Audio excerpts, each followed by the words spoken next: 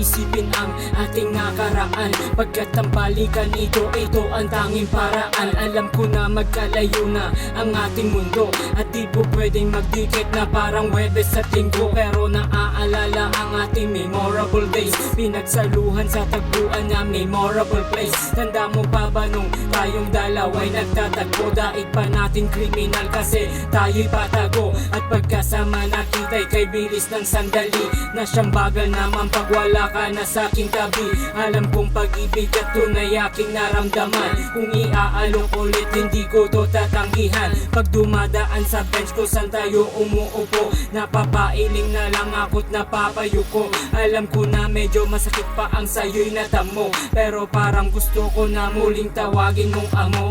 Alala ang nakaraan natin dalawa, kung pwede lang balikan, ginawa ko na. Minsan din ba ay naaalala mo ang tao na minsa'y minahal ka ng gusto?